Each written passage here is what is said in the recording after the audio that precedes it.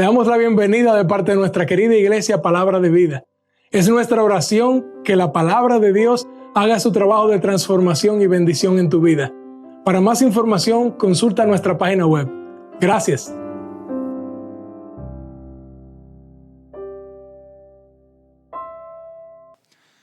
Gracias al Señor porque damos por hecho que vamos a llegar el domingo, pero si somos sinceros es un milagro de Dios. Es un milagro de Dios que estemos aquí.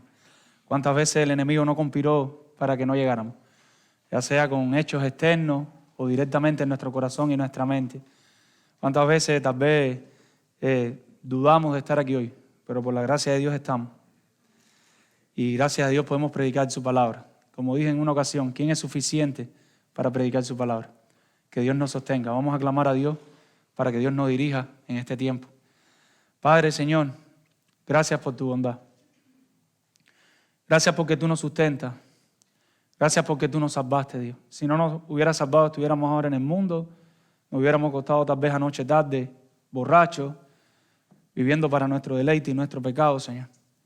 Pero por tu gracia eso no pasó, Dios. Tú interveniste en nuestra vida, tú nos salvaste, tú nos rescataste, Señor. Y aún si hay alguno aquí que anoche no estaba viviendo para tu gloria, sino para su deleite, tú le permitiste también llegar aquí hoy para que escuche el Evangelio, Dios. Te pedimos que hables a nuestras vidas, Señor. Yo te pido personalmente que calles mi boca, Señor. Yo no tengo nada importante que decir. Y te pido que a través de tu palabra hables a tu pueblo, Señor, para tu gloria y para el bien de él, Señor. Confróntanos con tu palabra. Desafíanos con tu palabra, Señor. Y ayúdanos a salir diferentes por esa puerta, Señor, para la gloria de tu nombre, Señor. Trabaja con nuestro pecado, Señor. Inquiétanos, consuélanos, aliéntanos, como solo tú puedes hacer. En el nombre de Jesús. Amén. Y estamos ahí, mis amados hermanos, en Primera de Pedro. Primera de Pedro, capítulo 1, versículo 22. Nos estuvo leyendo Andrés del 22 al 25, pero solo vamos a estar hoy hablando del versículo 22. Solo vamos a estar tratando del versículo 22, que está en todo ese contexto, del 22 al 25. Y cuenta una anécdota de un ingeniero que estaba a principios del siglo, a principios de los 1900, en un andamio, y él estaba allí trabajando en el andamio, el ingeniero, cuando de pronto se mueve y se cae bien alto. Un obrero que estaba allí mirando la obra, ve que él se va a caer y se pone de espalda para aguantar el impacto. Calculó dónde iba a caer el ingeniero, se puso debajo y el ingeniero cayó. El ingeniero recibió pocos golpes, algunas pequeñas lesiones, pero el obrero quedó bien golpeado, bien magullado, decimos en Cuba, bien lleno de moretones, de fracturas, de situaciones difíciles. Al pasar el tiempo, un periodista lo entrevistó, el hombre estaba lisiado, no pudo trabajar más, y le preguntó que cómo el ingeniero se había comportado con él. Y él le dijo, mira, la mitad de su salario me lo pagó por siempre, y siempre ha estado pendiente de todas mis necesidades, de todo lo que yo necesito. Y lo que sucede, amados hermanos, lo que quiero invitarles es que nosotros a veces olvidamos que en el Calvario hubo un sustituto que sufrió todo el impacto de su peso pecador y que nos rescató a nosotros cuando nos precipitamos camino al infierno. Cristo fue ese obrero que soportó nuestra caída cuando nosotros íbamos camino al infierno. Cristo fue quien llevó las lesiones y aún hoy nos da de sus bondades, de todo lo que tiene. Cristo se sacrificó por todos los que creen y cada uno de nosotros debería estar consumido en gratitud hacia Dios. Nosotros deberíamos estar llenos de amor hacia Dios por lo que Dios hizo, pero también deberíamos estar llenos de amor hacia nuestros hermanos por lo que Cristo hizo por nosotros en la cruz. Le hemos puesto por título a esta predicación, un amor purificado. Un amor purificado. Y lo cierto es que la palabra del Señor facilita el amor bíblico en los creyentes. Esta palabra que nosotros tenemos, que es la palabra de Dios, ella hace que nosotros podamos amar de manera bíblica. Si no fuera por la palabra de Dios actuando en nuestra vida, si no fuera por la palabra de Dios como un medio en nuestra vida, ninguno de los aquí presentes o de los que se haga llamar cristianos pudiera amar de una manera bíblica. La palabra del Señor tiene todo lo que necesitamos como creyentes para saber cómo amar. Y ella actúa en nosotros de una manera que solo ella puede hacer. Y en mi primer punto, lo primero que quiero compartir con ustedes en esta mañana es que la palabra del Señor contiene la verdad purificadora. La palabra del Señor, ese va a ser nuestro primer y único punto, y es que la palabra del Señor contiene la verdad purificadora. Versículo 22. Las personas del mundo, a algunos no les gusta ese término, los no creyentes, en ocasiones ellos dicen que aman, pero en realidad no saben amar como dice la palabra de Dios. Por mucho que diga que aman, no conocen el amor bíblico. Aún los convertidos, los recién convertidos que llegan a la iglesia, conocen a Cristo, se arrepienten de sus pecados, creen en el Evangelio de Jesucristo para salvación, aun cuando empiezan en los caminos de la fe, y vamos a verlo más adelante, están capacitados para amar, pero en muchas ocasiones no saben cómo luce ese amor, porque no han sido informados, no han pasado tiempo en la palabra del Señor. Entonces necesitamos algo que nos instruya, que nos enseñe cómo Dios quiere que amemos bíblicamente. Y ese medio es la palabra del Señor, las Escrituras, como algunos dicen. Otros le dicen la verdad. O sea, ¿la Biblia qué cosa es? La verdad. Hay una alabanza que cantamos en casa que nos gusta, de un ministerio infantil de la Iglesia Bautista Osama en República Dominicana. Ellos tienen varias alabanzas de niños, pero hay una en particular que nos gusta mucho y dice así: es la Biblia la verdad que me guía en mi caminar. Es la Biblia la verdad, me hace sabio en todo lo que hago. Y lo que les quiero decir con esto es que la Biblia es la que guía al creyente. La Biblia es la que permite que nosotros conozcamos la verdad del Evangelio para ser salvos. Juan 17:17 Jesús dijo, orando por sus discípulos: santifícalos en tu verdad, tu palabra es verdad. En un sentido, cuando la Biblia se habla de la verdad, se refiere a todas las Escrituras. En un sentido, cuando nosotros decimos la verdad, la Biblia es ¿qué cosa? La verdad. Estamos hablando de todas las Escrituras. Pero cuando Pedro habla aquí de la verdad, vamos a ver a qué se refiere Pedro. Cuando Pedro dice aquí en este texto, vayamos a nuestra Biblia, versículo 22, la primera parte, y dice la palabra del Señor: habiendo purificado vuestras almas por la obediencia a la verdad. Lo que Pedro se está refiriendo aquí es al corazón de toda la verdad. ¿Y cuál es el corazón de toda la verdad? El Evangelio. Lo que Pablo se está refiriendo aquí es a la verdad del Evangelio, en contraposición a lo que creían los judíos y lo que creían las demás religiones paganas. Todas las personas creen que tienen la verdad, pero muchos religiosos tienen las mismas escrituras que nosotros, o parte de las escrituras. Pero ¿qué diferencia nuestra verdad de la verdad de ellos? La historia de la redención, el Evangelio. El Evangelio es la verdad. Pablo está hablando aquí de la verdad del Evangelio. Versículo 25 al final, y dice: y esta es la palabra, ¿qué cosa? Que por el Evangelio os ha sido anunciada. Y antes del versículo 22, desde el 18 hasta el 21, Pedro viene literalmente hablando del Evangelio, de la sangre de Cristo, que es más preciosa que cualquier metal. O sea, Pedro, siempre estamos con Pablo. Pedro está refiriéndose, habiendo purificado vuestras almas por la obediencia a la verdad del Evangelio. Tenemos un por aquí importante: habiendo purificado vuestras almas por. Y este por lo que hace es que nos indica la causa de cómo ellos purificaron sus almas. Cómo estos creyentes purificaron sus almas. Y dice que la purificaron ¿por qué? Por la obediencia a la verdad. La purificaron por la obediencia a la verdad del Evangelio. Pero ¿qué significa esa palabra ahí que tenemos como obediente?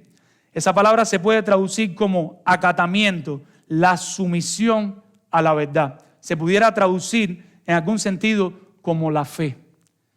En algún momento el creyente choca con la verdad del Evangelio y el creyente cree en esa verdad del Evangelio. Y automáticamente el creyente queda sujeto, sumiso a esa verdad. En los ejércitos militares, cuando las personas que tienen un alto rango dan una orden, los soldados se acatan a esas órdenes. Ellos obedecen inmediatamente. Ellos obedecen sin excusa y sin queja. Así debería pasar en la vida de nosotros los creyentes. Lo que le quiero decir es que el día que el creyente cree en la verdad, Jesús dijo: yo soy la verdad y la vida. Jesucristo es la verdad, el Evangelio es la verdad. y se arrepiente de sus pecados, él queda sumiso, esclavo de la verdad y va a actuar de manera congruente a ella. Ahora el creyente, él se somete a esa verdad. Cuando él cree en Cristo, él es salvo y la verdad de una manera lo tiene a él cautivo como su esclavo. Entonces, la verdad del Evangelio es el medio que Dios usa para someter nuestras almas, nuestros afectos y pensamientos, eso es lo que se refiere a alma, todo lo que somos, a una limpieza, a una purificación profunda y completa. Leemos el texto: habiendo purificado vuestras almas por la obediencia a la verdad. Y repetimos por última vez para que quede bien claro, la verdad es la verdad del Evangelio. Nosotros un día creemos en esa verdad, pero como mismo creemos, esa verdad nos somete para que nosotros la obedezcamos. Y esa misma fe que actuó en la salvación es la fe que actúa ahora en la obediencia y nos ayuda a nosotros a ser obedientes a la palabra de Dios, y nuestra vida, nuestra alma, nuestros pensamientos, nuestro cuerpo se va purificando, se va haciendo limpio. Dice Pedro, dice el texto, ¿mediante qué? Mediante el Espíritu. Algunos textos antiguos no contienen esta parte mediante el Espíritu, pero otros sí, y en nuestra Biblia está. Pero ya sea que lo contenga o no, todos nosotros sabemos que el Espíritu Santo es el que obra en nuestros corazones para que nosotros podamos creer. Y ese mismo Espíritu Santo es el que sigue obrando para que nosotros seamos obedientes a la palabra de Dios.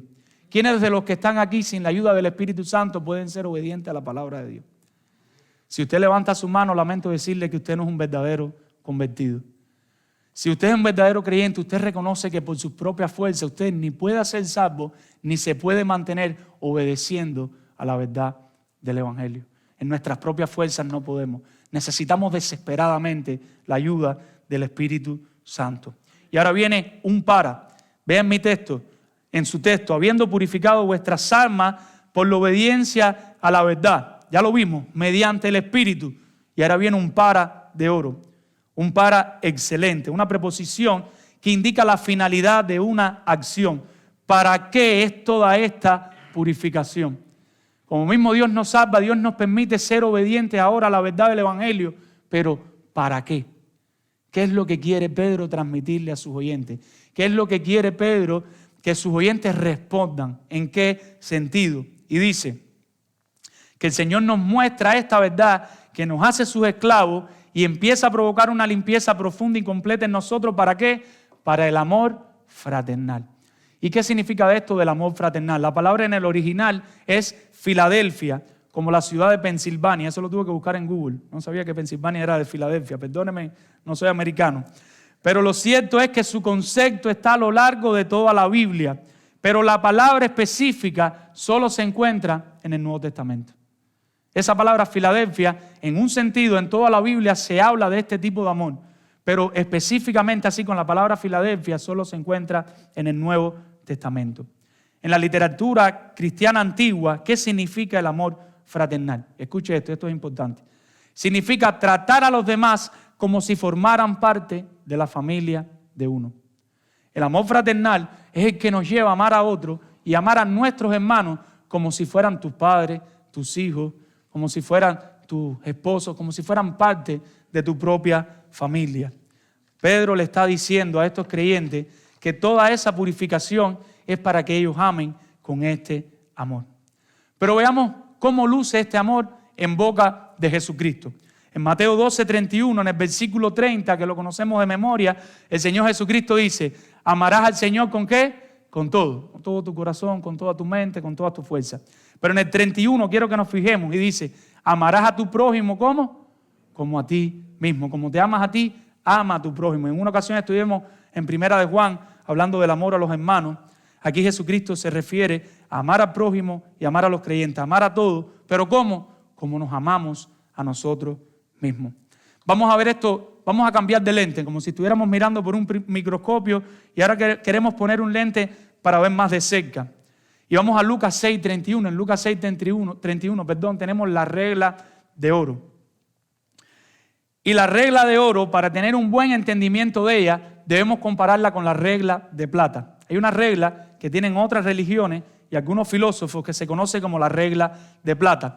La regla de plata dice, no le hagas a los demás como tú no quieres que ellos hagan contigo. O sea, no le hagas a otro lo que tú no quieres que te hagan. ¿Han escuchado esa frase, no? Pero en realidad eso es una frase que invita a la inactividad.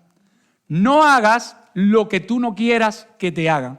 Pero ahora escuchemos la regla de oro del Señor Jesucristo en Lucas 6:31. Y como quieres que hagan los hombres con vosotros, así también haced vosotros con ellos. Esta regla invita a la actividad. Esta regla no invita a que no hagas lo que no quieres que te hagan, sino que hagas lo que tú quisieras que hagan contigo. Mi hermana, ¿cómo tú quieres que tu esposo te ame? Ámalo de esta manera. Estás ahí esperando que tu esposo te ame. Estás sufriendo porque te ame. Ámalo de esta manera. Amado hermano que estás aquí, ¿cómo tú quieres que tu esposa te ame? Estás ahí sufriendo porque tu esposa no te ama. Estás tal vez reclamándole que no te ama como que quieres que te ame. Ámala de esta manera. Y a los esposos sí les tengo que decir, es un mandato del Señor. Efesios nos lo recuerda, capítulo 5. Tenemos que amar a nuestras esposas con todo, como dice Jesucristo, como a nosotros mismos. Como quisiera que ellas nos amen a nosotros, así tenemos que amarla a ellas. Amado esposo, yo te ruego que ames a tu esposa. A las esposas no les voy a rogar que amen a los esposos, pero a los esposos sí les voy a rogar que amen a sus esposas. Y eso no quiere decir que las esposas no tienen que amar a los esposos, pero el Señor nos mandó a los esposos y Él sabrá por qué. Él sabrá que las mujeres se ponen difíciles de amar, sobre todo cuando viene el periodo menstrual en algunas ocasiones. Y el Señor en su sabiduría le dijo a los esposos, esposos, amen a sus esposas. ¿Cómo las van a amar? Con todo, con todo. Mis pastores, ¿cómo ustedes quieren que la iglesia las ame? ¿Cómo ustedes quieren, mis pastores, que la iglesia las ame? Amen así a la iglesia.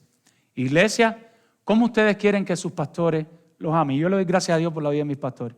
Yo no quiero otro diferente. Yo no quiero ni a MacArthur, ni a este, ni al otro. Yo quiero a mis pastores. Yo le doy gracias a Dios por la vida de mis pastores.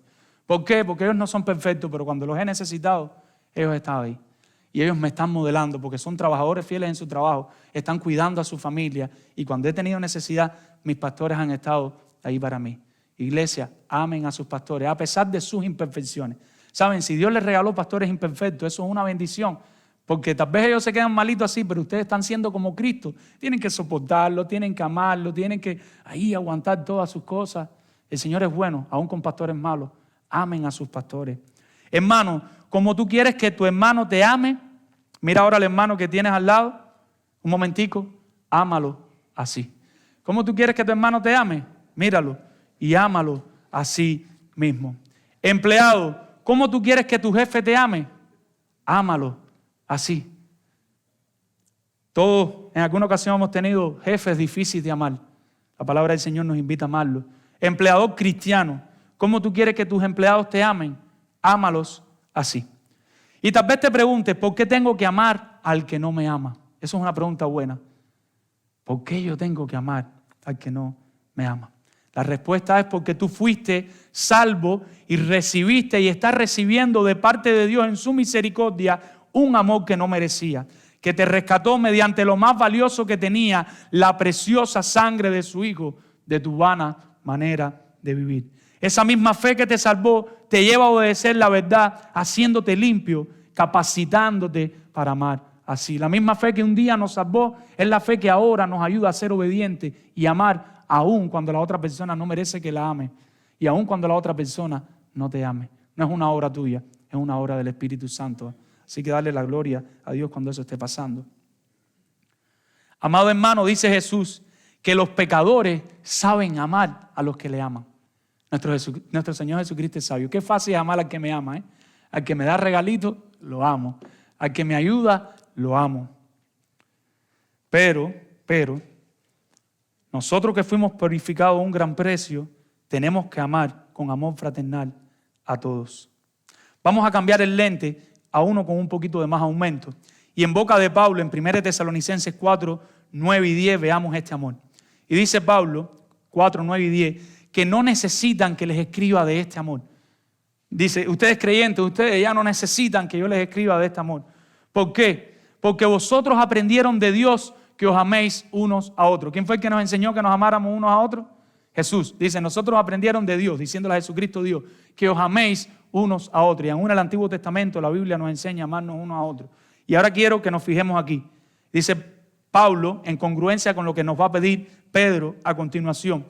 Pero rogamos que abundéis en ello más y más. Tú nunca vas a estar amando a tu hermano lo suficiente. Tal vez tú piensas, yo lo estoy amando mucho y él no me ama nada. La palabra de Dios te anima a amarlo más y más. Tú nunca vas a amar a tu hermano lo suficiente. Nuestro amor motivado y aclarado por la verdad, por la Biblia, en ocasiones se mantiene igual o va menguando. Aun cuando nosotros hemos sido rescatados por Cristo, hemos creído en el Evangelio y aun cuando tenemos la revelación y la conocemos, nuestro pecado y la tendencia de nuestro corazón, ¿saben qué cosa es? O a quedarnos iguales o a ir descendiendo poco a poco y alejándonos de esa manera de vivir. ¿Qué dice Pablo? No, ama más y más. No dejes que se enfríe el amor. Pregúntate, ¿cómo puedo amar más fraternalmente? Esa yo quiero que es la pregunta que nos quedemos a partir de ahora. Y pregúntate, ¿cómo yo puedo amar con este amor? ¿Cómo yo puedo amar con este amor fraternal? ¿Cómo yo puedo amar más así fraternalmente, como pide Pedro a sus lectores originales y como nos está pidiendo Dios a través del Espíritu Santo, a través de su palabra, a nosotros hoy? Ahora, mi hermano, me gustaría que pudiéramos analizar a la luz del texto 3 características de este amor. Vamos a ver a la luz del versículo 22 3 características de este amor que Pedro le dice a sus lectores para que ellos puedan amar fraternalmente, ya que fueron purificados por la verdad del Evangelio. Y yo pongo aquí advertencia. Estas características no son para tu hermano, son para ti. En el momento que estemos leyéndolo, no le dejes a tu esposo. No vale eso. Mira lo que está diciendo. No, date tú mismo. Pon los codos hacia adentro y empújate tú mismo. Golpea tu cuerpo y ponlo en servidumbre. Estas 3 características son para que nosotros como creyentes amemos a nuestros hermanos porque fuimos purificados a un gran precio. Porque nosotros hemos conocido la verdad del Evangelio y esa verdad nos lleva a obedecer el Evangelio. Ahora, estas características son para evaluar mi amor. En un sentido, yo quiero que cada uno de nosotros esté evaluando su amor hacia los hermanos. Yo me incluyo ahí. Para que veamos el resultado propio de la purificación de nuestros corazones por la fe. Y la primera característica es que este amor, ¿cómo debe ser? Dice que debe ser no fingido. Si quiere poner punto 1, ponga inciso A, no fingido. Habiendo purificado vuestras almas por la obediencia a la verdad mediante el Espíritu. ¿Para qué? Para el amor fraternal. Ya vimos el amor fraternal. Pero ¿cómo debe ser ese amor fraternal? No fingido. La palabra en el original ahí es anupócritos. Significa sin fingimiento, sin hipocresía, sincero. El amor hacia mi hermano no debe ser un amor fingido. No debe ser una apariencia de amor que en realidad uno no siente. Pedro está diciendo que no nos hagamos los que estamos amando, sino que amemos de verdad. No te hagas el que estás amando a tu hermano. Ama a tu hermano de verdad. En ocasiones pretendemos amar para cumplir con un rol o un papel, pero estamos fingiendo. Esta era una preocupación del apóstol Pedro. Estos hermanos estaban sufriendo y en medio de estas adversidades, él quiere recordarles que se amen así, sin hipocresía. Olviden sus antiguas vidas, ya ustedes fueron rescatados de ahí, no finja que están amando. ¿Cuántos de nosotros en el mundo no sabemos cómo fingir que estamos amando? Y pasa el jefe y le decimos, jefe, ¿quieres un poquito de café? O jefe, ¿qué necesita? Y cuando el jefe da la vuelta, eso se llama hipocresía. Y pasa a tu pastor, y espero que no les pase, que el Señor lo reprenda. ¿Y pastor, cómo está? Y después que el pastor se va, este pastor mío, que no. Pecado, mi hermano. Y si a mí me pasa con ustedes, también es pecado. Cualquiera de los pastores que están aquí, porque todos somos iguales. Y pasa el hermano, ay, mi hermano, ¿cómo está? Y después que se va, este hermano, una piedra en el zapato, siempre se está quejando. También estamos pecando. Pablo anima a otra iglesia, a una iglesia similar. Estábamos compartiendo este texto con un hermano el viernes, Romanos 12. Y en Romanos 12 les recuerda a los creyentes en Roma que amen sin fingimiento, que se amen fraternalmente. En Roma él les va a hablar del cuerpo, le va a hablar ahí de los dones en el capítulo 12, de cómo los miembros deben todos poner los talentos, las cosas que tienen al servicio de la iglesia como un cuerpo. Una vez en el grupo de vida estuvimos hablando de este texto de Romanos 12, y en medio de ese contexto, donde cada uno de nosotros tiene dones diferentes y tenemos que ponerlo al servicio de la iglesia, Él le dice a ellos: ámense sin fingimiento, ámense sin hipocresía, ámense fraternalmente, utilizando la misma palabra de Filadelfia. Amado, nuestra tendencia es a desviarnos de estas verdades. Nuestra tendencia natural por el pecado es no querer amar sin hipocresía. Nuestra tendencia es hacer lo más hipócrita que queremos y que podemos. Nosotros sabemos cómo portarnos en un momentico, cómo hacernos lo que amamos, cómo portarnos en otro. Y si esa es nuestra situación, que el Señor nos reprenda y que nos ayude a arrepentirnos cada día y amar cada día de manera más pura. Va y tú me dices: pero yo no puedo amar a mi hermano así. Un comentarista nos recuerda: el amor a los hermanos es la evidencia de nuestra regeneración y justificación por la fe. Si tú amas a tu hermano es porque tú fuiste regenerado y justificado por la fe, lo que está diciendo este comentarista. Si tú no amas a tu hermano, no sé si has sido regenerado y justificado por la fe. Y esto no quiere decir que en algún momento no nos molestemos con un hermano, porque somos pecadores. Pero ¿qué pasa si eres un verdadero creyente y te molestas con un hermano? ¿Qué hace el Espíritu Santo?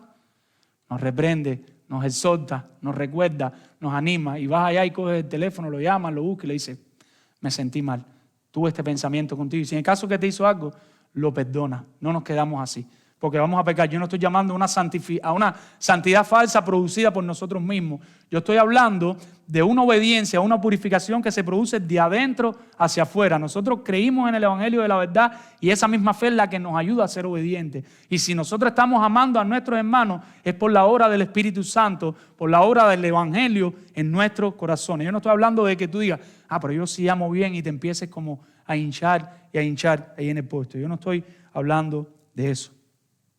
En otras palabras, si nosotros fuimos regenerados y justificados por la fe, nosotros estamos capacitados para amar fraternalmente sin hipocresía. Si tú fuiste regenerado, yo lo que quiero es que nos quedemos con esto: nosotros tenemos la capacidad de amar a nuestros hermanos, aún a los más difíciles. En la iglesia, para que sea iglesia, tiene que haber hermanos de todo tipo. Tienen que haber los que son ahí con el dinero bien cortadito, que no quieren soltar ni un peso. Tienen que haber los que son más alegres, los que son más serios, los que visitan más, los que visitan menos. En la iglesia hay de todo. Y la Biblia nos llama a amar ¿a quién? A todos. Y nos está diciendo este texto que tenemos la capacidad de amar a los hermanos, aún a los más difíciles. De manera práctica, ¿qué nos va a ayudar? ¿Qué nos puede ayudar con este amor? No es lo que produce el amor, pero nos puede ayudar de manera práctica.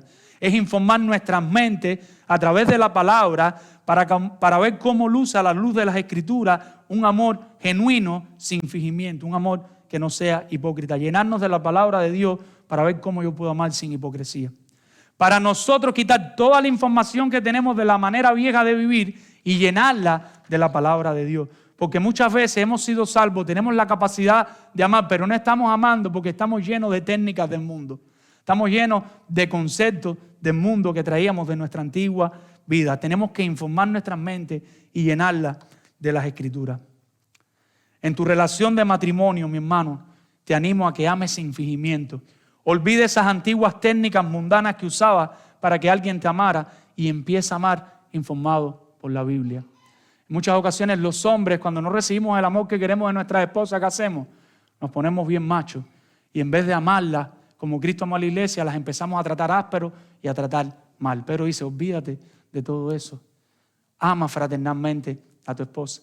En el caso de las esposas, tal vez saben cómo castigar a sus esposos para que se porten bien y cómo torturarlos hasta lo último de la tierra. Pero la Biblia no dice eso. La Biblia dice que nos amemos sin fingimiento. Olvídate de las antiguas maneras esas que aprendiste antes de ser de Cristo, de lo que aprendiste de tu mamá, de tu abuela. Mi abuela lo dejaba sin comer y él se portaba bien. Olvídate de eso. Prepárale la cena. Ámalo. Y si eres un hombre, mi padre era macho, remacho, y ese sí, si mi mamá le decía algo, ella tenía que... Olvídate de eso, mi hermano. Eso no está en la Biblia. Informémonos con la palabra de Dios y pidámosle a Dios que a través del Espíritu Santo siga obrando en nuestros corazones para amar de esta manera.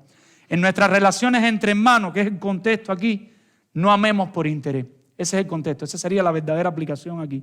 En nuestras relaciones entre hermanos, no amemos por interés, amemos sin fingimiento.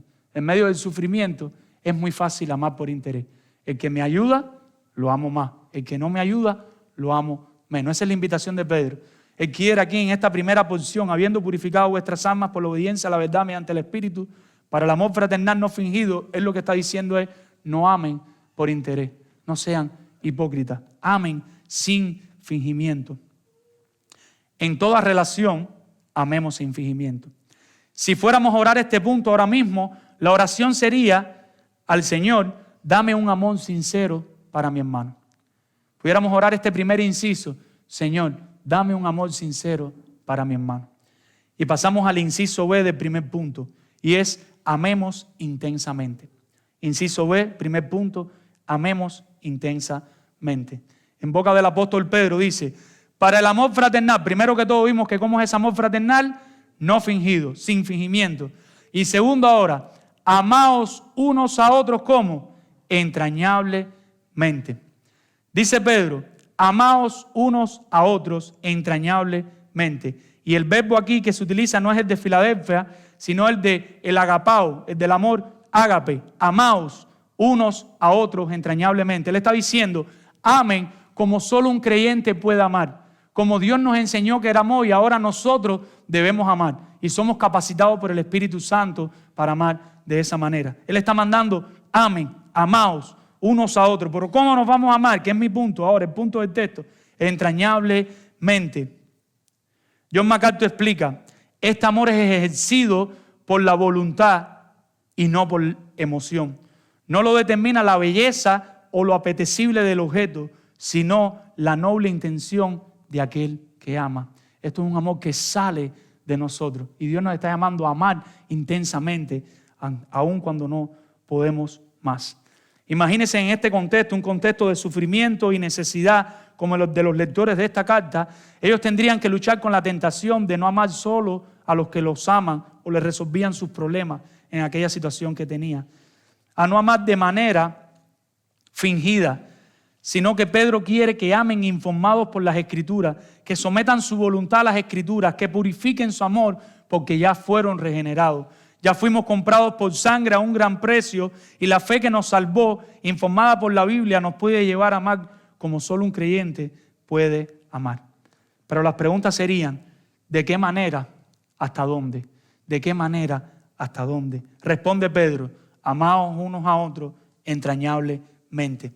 Esto es un término fisiológico que significa estirar tus músculos a su máxima capacidad. Como un atleta que está llegando ahí a la meta y se estira el cuerpo completo para poder entrar y no descalificarse o poder llegar en una posición de medalla. Así el apóstol Pedro nos está mandando a amar. Estírate hasta donde tus huesos y tus músculos no den para amar de esta manera. Y desde ahora les digo que esto va a ser un amor doloroso. Este no es un amor fácil, porque es un amor que pone nuestro cuerpo fuera de sus lugares normales donde deben estar. Sacan nuestros miembros, nuestras articulaciones, nuestros pies de su lugar de confort. Amar entrañablemente no es cómodo. Amar entrañablemente no es fácil. Metafóricamente significa hacer algo de manera intensa. Como ilustración, ¿recuerdan cuando Jesús estaba orando en Getsemaní y ya no podía más y se le apareció un ángel para fortalecerle? Lucas 22:44, dice la palabra de Dios, no lo tienen que buscar. Y estando en agonía, oraba más intensamente. Es la misma palabra. Él estaba en agonía, ya él había ido con los discípulos, ellos estaban dormidos, había regresado, había ido, estaban dormidos, estaba orando por la cruz. Padre, si quiere pasa de mí esta copa, pero no sea como yo quiero, sino como tú. Y ahí él ya no podía más y dice que seguía orando intensamente, aún cuando no podía más. Y dice que su sudor era como grandes gotas de sangre que caían hasta la tierra. Esta es la intención de la palabra. Ya uno no puede más, pero aún así camina una milla más por amor al hermano. Vamos a recordar por qué estaban sufriendo los hermanos. Vamos a recordar por qué estaban sufriendo los hermanos de nuestro contexto. Pero antes de eso vamos a recordar que hay varios tipos de sufrimiento. Hay personas que sufren por una enfermedad, por ejemplo el cáncer. Cogen cáncer y están sufriendo. Hay personas que sufren por una catástrofe, un ciclón, un terremoto o cualquier otra situación. En estos días hubo un temblor en mi pueblo, magnitud 5 la semana pasada, y en mi casa dice que veían cómo la casa se movía. Mi papá estaba en su empleo en la funeraria y dice que los sillones y los muertos se movían de un lado para otro, las cajas de muertos se estaban moviendo ahí. Pero lo que más me dolió fue cuando busqué en internet y vi el hospital del pueblito mío, el único hospital que tenemos, y yo veía las grietas en la pared.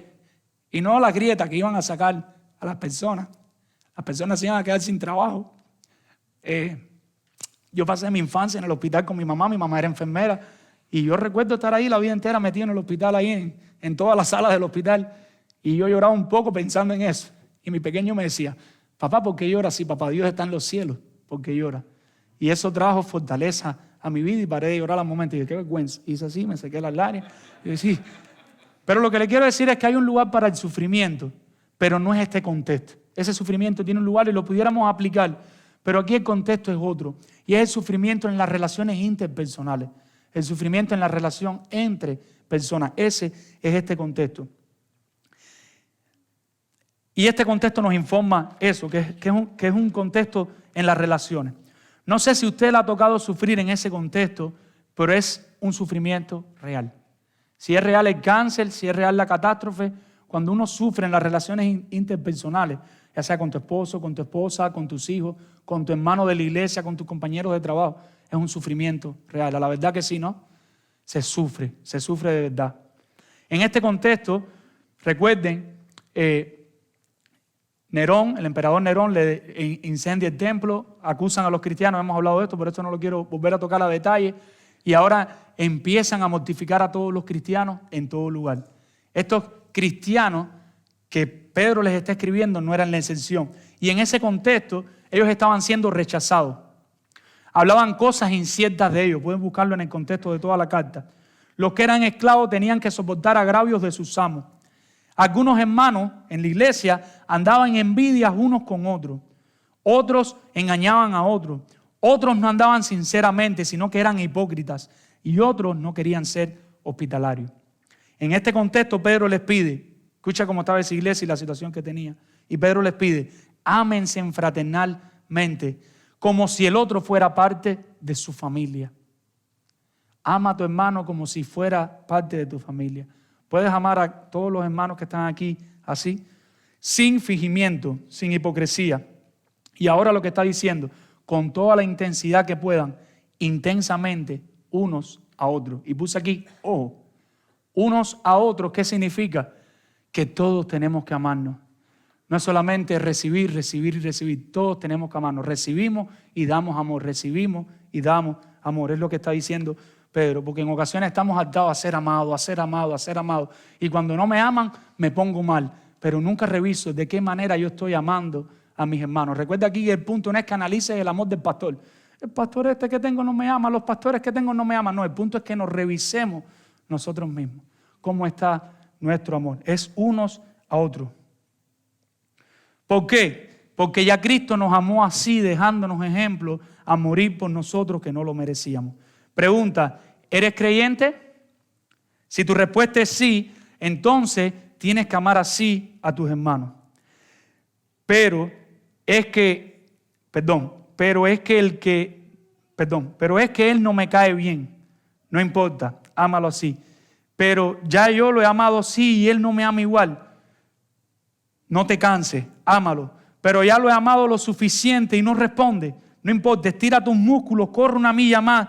Si fuiste regenerado por la fe, esa misma fe te va a llevar a amar a tu hermano como a ti mismo. La fe que te salvó es la misma fe que te sostiene en la obediencia. La misma fe que te salvó te puede sostener para que tú ames intensamente.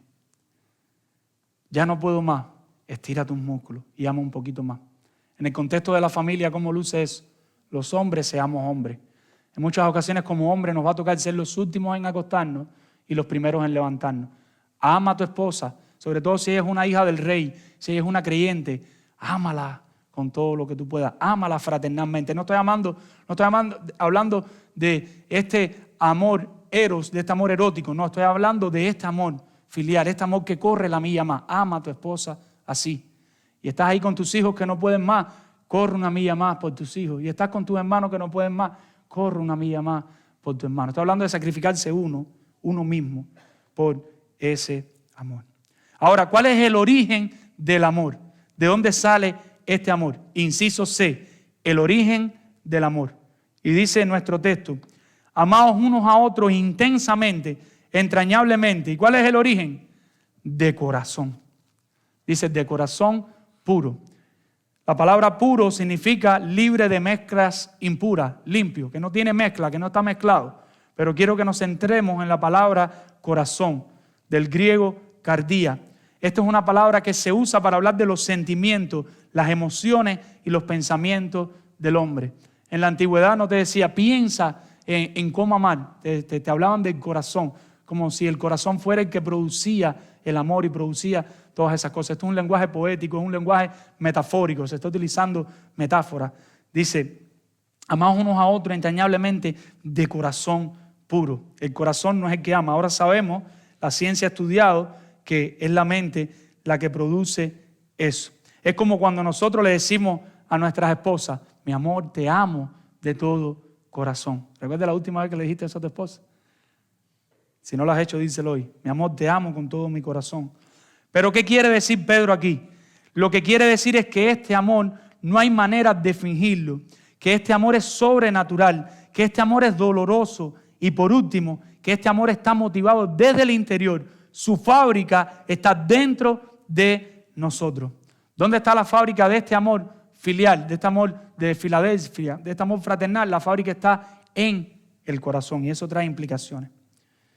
¿Por qué los cristianos, a pesar de estar teniendo relaciones donde no estamos siendo amados igual, o donde nos maltratan, los calumnian y etcétera, podemos seguir amando así? ¿Serán masoquistas los cristianos? No. La respuesta es que este amor no es uno que podamos producir nosotros.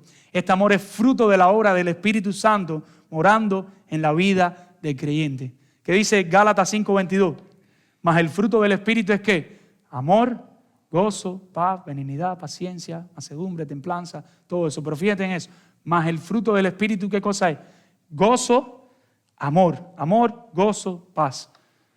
Si el amor sale de nosotros, ¿quién es el que lo provoca? El Espíritu Santo, no nosotros mismos. ¿Y cuál es la implicación de esto? Entonces, nosotros estamos capacitados para amar por el Espíritu Santo. Entonces, si nosotros estamos amando así, no tenemos de qué gloriarnos, porque no es una obra nuestra. Porque el riesgo aquí es que usted se sienta que usted está amando fraternalmente y usted diga, yo sí estoy amando bien. Yo llamo 5 veces a los hermanos en la semana, yo doy lo que no tengo para saciar a los pobres, yo diezmo todos los domingos para que la iglesia prospere y te puedes sentir en el riesgo de creer que tú eres el que estás amando fraternalmente. No, es una obra del Espíritu Santo.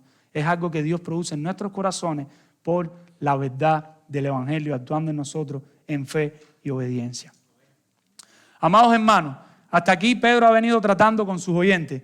Pedro dice que los creyentes, en algún momento el pastor Mario nos hablaba de esto, fuimos renacidos. O sea, el Espíritu Santo hace obra en nuestros corazones y el creyente cree, se arrepiente de sus pecados y el creyente vuelve a nacer en el orden que usted quiera poner eso. Y un día nos vamos a encontrar ¿con quién? Con Cristo. Ya sea por activa o por pasiva, ya sea que Cristo venga o que nosotros lleguemos ahí, nos vamos a encontrar con Cristo. Pero en medio de todo eso, dice que van a venir ¿qué cosas? Diferentes pruebas, pruebas reales, sufrimiento real, situaciones reales que van a hacernos sentir de una manera extraña, no nos van a hacer sentir bien. En medio de eso, ¿a qué nos ha invitado Pedro? Pedro nos ha dicho, alégrense y gócense en medio de las pruebas.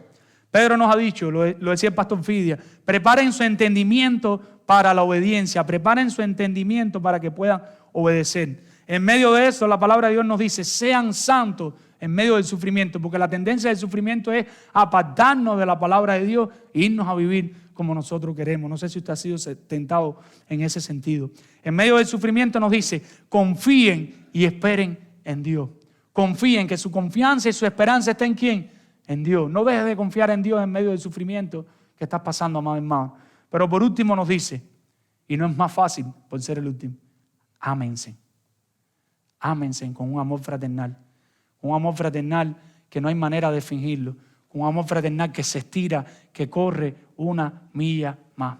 Un amor fraternal que lo da todo. Con un amor fraternal que debe ser unos a otros, pero con un amor fraternal que su fábrica está ¿dónde? En el corazón.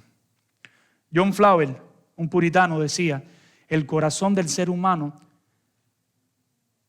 es su peor parte antes de ser regenerado. El corazón del ser humano es su peor parte antes de ser regenerado. Pero es la mejor después de la regeneración. Después que Cristo actúa en nosotros, lo mejor que nosotros tenemos es nuestro corazón. Continúa diciendo en otra parte, allí se asientan nuestros principios y la fuente de nuestros actos. Compartía con un joven el jueves por la tarde, lo que sale de nuestra boca, ¿de dónde sale? Del corazón. En la mente nosotros decimos, se me fue. No, se me fue, no. Estaba allí en el corazón. Lo que contamina no es lo que entra, sino ¿qué cosa? Lo que sale. ¿Pero de dónde sale? Del corazón. Y mi invitación para todos nosotros es, cuidemos nuestros corazones. Cuidemos nuestros corazones. Iglesia, si nosotros queremos amar fraternalmente, cuidemos nuestros corazones. Pastores, si ustedes quieren amar a la iglesia fraternalmente, cuiden sus corazones. Los pastores nos vemos muchas veces tentados en medio de tantas cosas. Tenemos el trabajo, tenemos la familia, tenemos las demandas de los hermanos, tenemos tareas, preparar la predicación, visitar, llamar por teléfono, responder 25 mensajes de WhatsApp, responder correo y otras aplicaciones que van surgiendo en Estados Unidos que no se las voy a contar. Y tienes todo eso en la mente, ellos se ríen porque ellos están sufriendo en carne propia eso. Y nuestra tendencia, ¿saben cuál es? Descuidar nuestro corazón. Y si no cuidamos nuestro corazón, no vamos a amar fraternalmente. Y asimismo a los esposos, a las esposas, a cada creyente que está aquí, en medio de tu ajetreo diario, en medio de tus actividades importantísimas diario, cuida tu relación con Dios, cuidando tu corazón, porque si no, nunca vas a poder amar fraternalmente. Si descuidamos lo más importante, si descuidamos lo primero, nada de lo que hagamos tiene importancia. Yo no sé si le ha pasado, a mí me ha pasado. Estás ahí, te levantaste a la hora que te levantas a tener tu devocional y estás ahí leyendo la Biblia, orando y me tengo que hacer esto hoy, tengo que hacer esto. Y tienes que hablarte a ti mismo y decirte, ya, para, ya, concéntrate en tu Dios, cuida tu corazón. Mi hermano, el llamado que les estoy haciendo es un llamado sincero y serio y yo no estoy exento de eso. Oren por mí para que Dios me ayude a cuidar mi corazón. Porque mi tendencia en medio de tanto ajetreo es que yo quiero quedar bien con todo el mundo. Y queriendo quedar bien con todo el mundo, quedo mal con el que tengo que quedar bien, que es con Dios. Y descuido mi corazón. Y después estoy haciendo muchas cosas, pero mi corazón no está en el asunto. Y así con cada uno de sus pastores. Oren por sus pastores, oren por sus hermanos, oren por sus esposos. Padre, que mi esposo, que el padre de mis hijos cuide su corazón. Esposo, oren por sus esposas. Padre, que mi esposa cuide su corazón. Ore por sus hijos para que Dios les salve, les toque sus corazones.